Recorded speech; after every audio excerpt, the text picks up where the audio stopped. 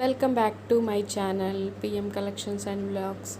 ఇక్కడ ఒక పుంజు ఇలా కూరగా మారిపోయిందండి. సో నాటుకోడి కూర కట్టెల పొయ్యి మీద ఫుల్ ప్రాసెస్ చూపిస్తున్నాను, చూసేయండి. ప్రాసెస్లోకి వెళ్ళిపోదాం. నీట్గా కోడిని కాల్ చేసుకొని మొత్తం ఫ్రెష్ మీట్ తెచ్చేసుకొని మంచిగా కట్టెల పొయ్యి రాజేసుకొని ఒక పెద్ద గిన్నె తీసుకొని అందులో ఒక 200 ml ఆయిల్ వేసుకోవాలండి. మేము ఇక్కడ తీసుకుంది 2 kg చికెన్ అన్నమాట, నాటుకోడి chicken. So first oil heat అవ్వగానే చికెన్ వేసేసుకుంటున్నాను. చికెన్ వేగిన తర్వాత ఒకసారి చికెన్ వేగాలండి. ఆ వాటర్ అంతా కూడా ఇలా వేగిపోవాలి.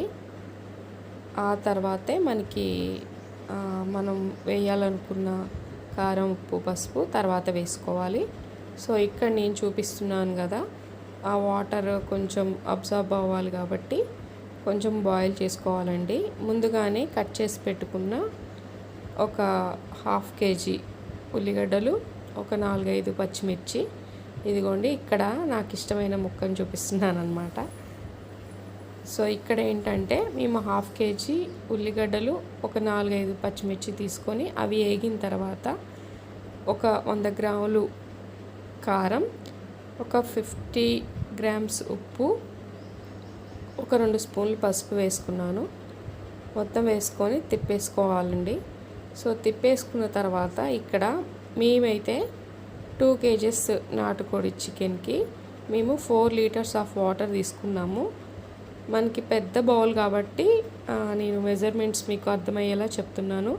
సో మంట అనేది హై ఫ్లేమ్లో పెట్టుకొని ఉడికించుకోవాలి. ఉడికించుకున్న తర్వాత అది మనకి తెలుస్తుంది, చిక్కబడుతుంది పులుసు అనేది. ఆ టైంలో మనకి ధనియాల పౌడరు, గరం మసాలా వేసుకోవాలండి. అది కూడా కొంచెం మరిగిన తర్వాత కొత్తిమీర, పుదీనా కట్ చేసుకొని మొత్తం ఇలా పెట్టేసుకోవడమే అండి.